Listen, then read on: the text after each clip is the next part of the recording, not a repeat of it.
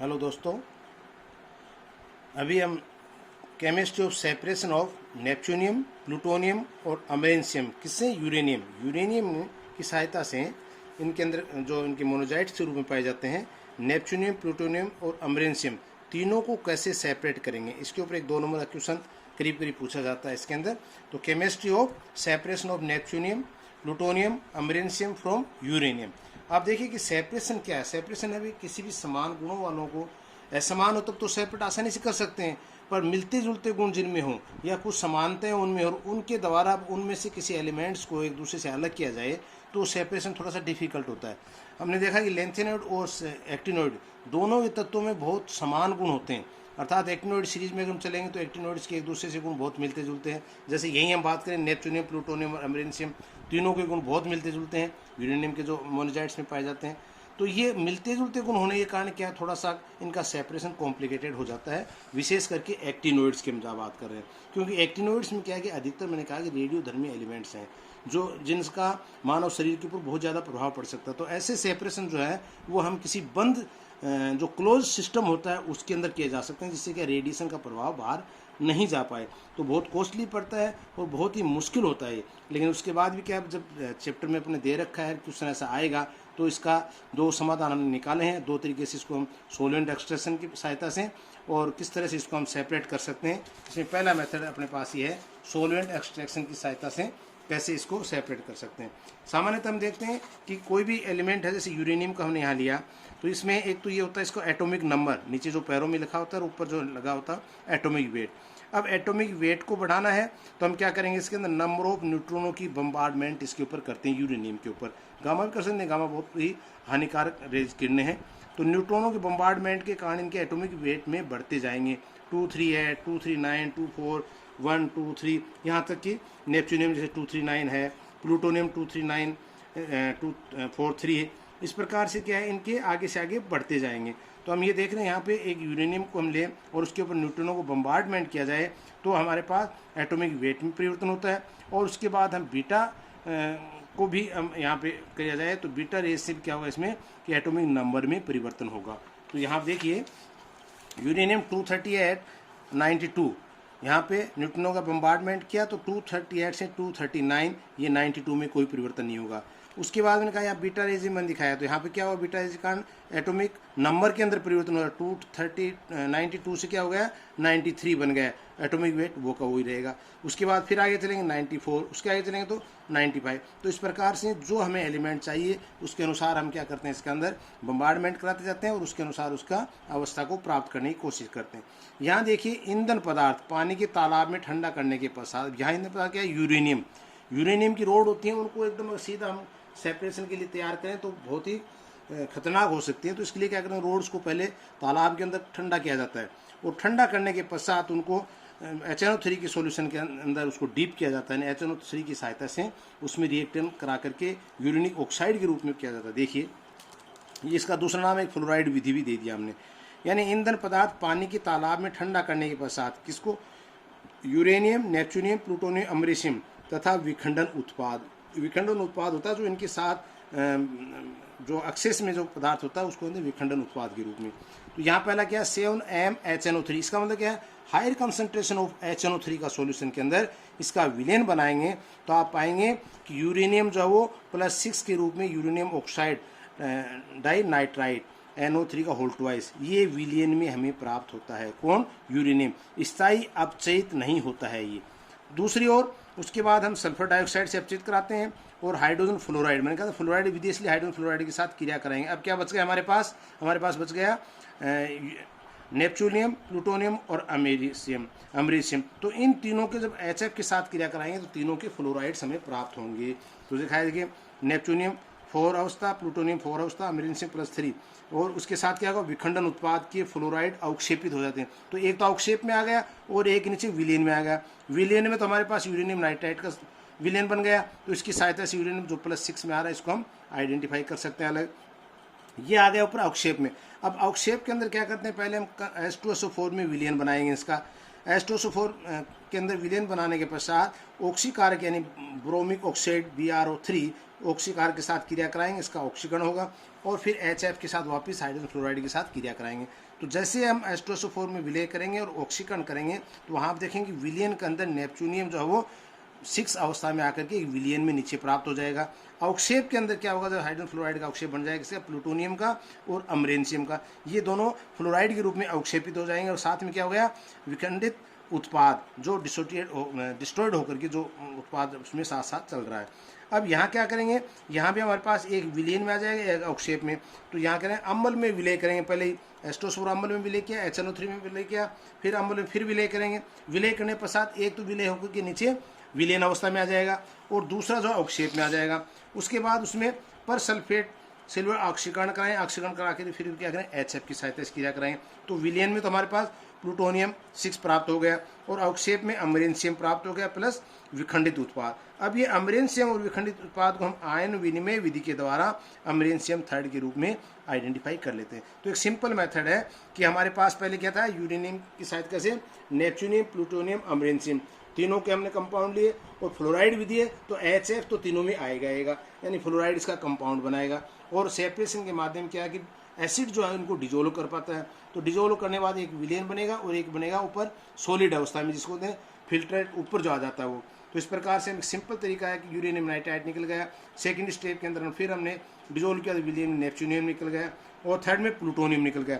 अंत के अंदर अमरेंशियम जो आयन विनिमय विधि के द्वारा इसको सेपरेट कर लेते हैं। तो एक सिंपल मेथड है इसका, जो एग्जाम में कई बार पूछा जाता है। एक तो ये तरीका है। एक दूसरा मेथड अपने पास और है जिसकी सहायता से भी सेपरेट कर सकते हैं, उसी से मिलता जुलता थोड़ा सा देखिए, सॉल्वेंट एक्सट्रैक्शन मेथड के नाम से भी इसको जानते हैं। इसमें क्या होते हैं, HNO3 में घोलकर SO2 द्वारा अपचेद किया जाता है। 7H वही मैंने बताया, 7M क्यों दिखाया, क्योंकि हायर कंसनट्रेट HNO3 को काम मिलेंगे, अदरवाइज तो डिजोल्व नहीं होंगे जो हमने इसके आइस लिए हैं। ईंधन के रूप में पदार्थ विलियन मिल गया, फिर उसको वही रोड को किसमें किया, तालाब में ठंडा किया हमने समुद्र में, और फिर नेपच्यूनियम, प्लूटोनियम, अमरेशियम और विखंडन उत्पाद हमारे पास हैं। अब इसको सल्फर डाइऑक्साइड के साथ क्रिया कराएंगे तो यूरेनियम, नेपच्यूनियम, प्लूटोनियम, अमरेशियम, और उसके बाद क्या, केरोसिन में TBP, यहाँ ध्यान रखा आप, ट्राई एन ब्यूटाइल फोस्फेट, इसका शॉर्ट नाम है TBP, क्या 20% सॉल्यूशन, वो था फ्लोराइड मेथड। ये हम कर सकते हैं ट्राई एन यानी नॉर्मल ब्यूटाइल फोस्फेट मेथड की सहायता से। पहले सल्फर डाइऑक्साइड में हमने विलयन बनाया, उसके बाद इसमें केरोसिन में रखते हैं किसको, ट्राई एन ब्यूटाइल फोस्फेट को। तो इसके साथ जब क्रिया कराएंगे तो हमारे पास दो सतह बनेंगी, एक ऑर्गेनिक लेयर बनेगी और एक बनेगी जलीय सतह, जिसको कह सकते हैं। तो कार्बनिक सतह और एक है जलीय सतह, हमारे पास दो सतह बन रही है। कार्बनिक सतह के अंदर हमारे पास क्या, यूरेनियम और प्लूटोनियम प्राप्त होता है। अब यहाँ भी दो मिल गए और यहाँ भी नेपच्यूनियम, अमरेशियम बच गए। तो कार्बनिक सतह को पहले हम ले लेते हैं, यानी ऑर्गेनिक फेज जो बन रही है, ऑर्गेनिक फेज में यूरेनियम और प्लूटोनियम दोनों बचे हुए हैं। इसको पहले फेरस सल्फेमाइड के द्वारा क्रिया कराएंगे और फिर हाइड्रोलिसिस करेंगे। फेरस सल्फेमाइड के साथ क्रिया करके हाइड्रोलिसिस करते हैं तो हमारे पास एक तो ऑर्गेनिक फेज बन गई जिसमें यूरेनियम 6 अवस्था में प्राप्त हो जाएगा। दूसरा जो वाटर फेज है उसके अंदर क्या है, प्लूटोनियम हमारे पास है। प्लूटोनियम का फिर ऑक्सीकरण करेंगे, +3 से +4 अवस्था में प्लूटोनियम को सेपरेट कर लेंगे। इधर चलते हैं जलीय अवस्था जो हमारे पास बच गई थी, नेपच्यूनियम और अमरेशियम। पहले इसका ऑक्सीकरण करें, ऑक्सीकरण करने से नेपच्यूनियम जो +4 अवस्था में था किस में आ गया, +6 अवस्था में आ जाएगा। अमरेशियम +3 अवस्था में है, विखंडित उत्पाद हमारे पास है। यहाँ पे फिर हमारे पास ऑक्सीकरण करने पे दो अवस्थाएं बन जाती हैं, एक जलीय अवस्था, एक कार्बनिक अवस्था। कार्बनिक अवस्था में नेपच्यूनियम +6 जो पहले से बना हुआ है वो अलग कर लेंगे, और जलीय अवस्था में हमारे पास वही अमरेशियम बचा हुआ, अमरेशियम प्लस विखंडित उत्पाद, और इनको आयन विनिमय विधि के द्वारा फिर इसको प्राप्त कर ले। विखंडित उत्पाद मैंने बताया कि स्टोनशियम, जैसे स्टोनशियम, बेरियम तथा कुछ दुर्लभ मर्दा धातु होते हैं जो क्रूसिबल पदार्थ द्वारा ऑक्साइड में ऑक्सीकृत हो जाती हैं। तो इस प्रकार से दोनों मेथड, सॉल्वेंट एक्सट्रैक्शन और फ्लोराइड मेथड के द्वारा हम इसको, या TBP मेथड भी इसको कह देते हैं, ट्राई एन ब्यूटाइल फोस्फेट के नाम से पूछा जाता है कई बार। इस मेथड की सहायता से नेपच्यूनियम और इसमें अपने प्लूटोनियम और इनको अमरेशियम को यूरेनियम की सहायता से कैसे हम इसको सेपरेट कर सकते हैं। अब अगला एक पॉइंट आता है अपने पास, और इसमें छोटे छोटे 2 पॉइंट रह रहे हैं। तो एक तो आता है अपने पास कि सुपर हैवी एलिमेंट से क्या अभिप्राय है, ये भी कई बार पूछा जाता है। सुपर हैवी एलिमेंट क्या है हमारे पास, यानी अति भारी तत्व जो कहते हैं सुपर हैवी एलिमेंट। तो सुपर हैवी एलिमेंट्स का पहले तो हम जैसे ही सिंपल तरीके से बात करें तो हमें पता है कि जिसकी डेंसिटी बहुत ज़्यादा होती है, जो कॉम्प्लेक्स बहुत ज़्यादा होते हैं। जहाँ पे एक्टिनोइड 103 पे ख़त्म हो रही थी, एक्टिनोइड कहाँ से शुरू होती, 103 लॉरेंसियम पेयर खत्म हो रही थी। इसका मतलब इसके बाद 104 से लेकर के हम जैसे अब टोटल हम करेंगे 118 तक के एलिमेंट्स के ज्ञात हो गए, तो वहाँ तक के लिए तो लेकिन एक चीज़ और आई थी इसके बाद कि इनके हाफ लाइफ पीरियड बहुत कम होता है, बहुत ही शॉर्ट कम मिनिमाइज होता है, तो इसको हम आइडेंटिफाई करना बहुत मुश्किल हो जाता है, आगे नामकरण में भी दिक्कत आ रही है। लेकिन जब यूरेनियम 92 की हमने खोज की उस समय 1940 के लगभग था, तब हमारे पास सुपर हैवी एलिमेंट यानी यूरेनियम के बाद में आने वाले तत्व हम कहने लगे कि सुपर हैवी एलिमेंट हैं, भारी तत्व गिने गए। लेकिन धीरे धीरे क्योंकि लॉरेंसियम तक की एलिमेंट्स ज्ञात हो गए तो और उसके बाद पता चला कि 104 यानी 104, 105 इनका जो नामकरण हमने अनिल की सहायता से निकाला जो आगे आएगा, ये तत्वों को हमने कहा कि ये तत्व है इसके अंदर सुपर हैवी एलिमेंट्स है, अर्थात जिनकी डेंसिटी बहुत ज़्यादा हो जाती है, ये कह सकते हैं जो बहुत ही ज़्यादा डेंसिटी के होते हैं। अब देखिए प्रकृति में पाया जाने वाला सबसे भारी तत्व है यूरेनियम। कब 1940 के अंदर हमें पता चला था कि ये प्रकृति में सबसे भारी तत्व के रूप में था पहले। उसके बाद तो और भी जांच हो गई, आगे से आगे रिसर्च चल रही है। रेडियोधर्मी जिनकी नाभिकियाँ अपघटित हो रही हैं, तो मैंने कहा एक्टिनोइड्स क्या रेडियोधर्मी सारी। एक्टिनोइड में प्रारंभ के तत्व अपेक्षाकृत काफ़ी स्थायी है। एक्टिनोइड्स की हम बात करें तो प्रारंभ के थोरियम प्लूटोनियम इनके जो तत्व है अमेरिशियम तक के तत्व काफ़ी क्या है अपेक्षाकृत काफ़ी स्थायी थे, परंतु परमाणु संख्या बढ़ने पर अस्थायित्व तेजी से बढ़ता गया उनके अंदर। और अंतिम तत्व जैसे लॉरेंसियम जे इनका परमाणु क्रमांक क्या था 103 के लिए अर्धायु का मान जो मैंने कहा था सेकंड में ही रह जाता है, यानी बहुत ही कम समय में रह जाता है। तो इस प्रकार से इसके अंदर एक आता है मैजिक नंबर। फिर उन्होंने कहा कि प्रोटॉन का कुछ ऐसा नंबर हो, न्यूट्रॉन का कुछ ऐसा नंबर हो जिनकी नाभिक ज़्यादा स्थायी हो, तो ऐसे नंबर वाले को क्या कह देते हैं हम ड्यूअल नेचर, या ये भी कह सकते हैं उसके अंदर कि मैजिक नंबर वाले हैं जो कि स्थायी हैं। कैसे प्रोटॉन तथा न्यूट्रॉनों के पृथक पृथक स्थायी कोष पाए जाते हैं, जिसमें 2, 8, 20, 28, 50 एंड 82 ये हमने 4-5 इनके लिए हैं जो प्रोटॉन के नंबर हैं। प्रोटॉन वाले नाभिक में अन्य नाभिकों की तुलना में अधिक स्थायित्व पाया गया। इसी प्रकार 2, 8, 20, 28, 50 एंड 126 न्यूट्रॉन की स्थायी नाभिकों का भी निर्माण देखा है। तो इन संख्याओं को हमने क्या नाम दे दिया मैजिक नंबर। ये इसलिए बता रहा हूँ क्योंकि कई बार आधे एक नंबर की क्वेश्चन आजकल पैटर्न चेंज हो गया सिलेबस का, आधा नंबर का पूछे हुए मैजिक नंबर से आप क्या समझते हैं, तो हम वहाँ बता सकते हैं कि इस नंबर के प्रोटॉन की नाभिक इस नंबर के न्यूट्रॉन की नाभिक मोर स्टेबल होती हैं देन अदर्स हैं। ये दोहरी वाली होती हैं, ड्यूअल वाली होती हैं, स्थायी संख्या वाली नाभिक कहलाती हैं। ऐसे नाभिक अत्यधिक स्थायी होती हैं, फॉर एग्जांपल हीलियम 2, 4, ऑक्सीजन 8, मैंने कहा 2, 8, 82, लेड, इस प्रकार के नाभिक क्या हैं स्थायी होते हैं जिनके अंदर ये प्रोटॉन न्यूट्रॉन के नंबर हों। परमाणु संख्या 114 तथा इसके आसपास के तत्व सामूहिक रूप से अपनी अत्यधिक परमाणु संख्या तथा भार के कारण, मैंने कहा था अपनी अत्यधिक परमाणु संख्या बढ़ गई एटॉमिक नंबर और एटॉमिक वेट भी बढ़ गया है, तो डेंसिटी बढ़ गई, तो अति भार के कारण सुपर हैवी एलिमेंट कहा जाने लगे, अति भारी तत्व कहलाते हैं।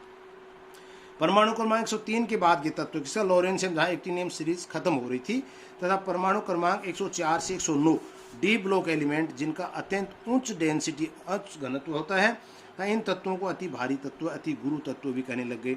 यहाँ देखिए 2 समूह हमारे पास। अब आगे इनकी रिसर्च कैसी हुई, जब क्योंकि जो भी साइंटिस्ट इनका जो रिसर्च कर रहा है और उसको नामकरण उसके बेस पे भी देने लगे, तो हमारे पास 2 समूह थे उस समय।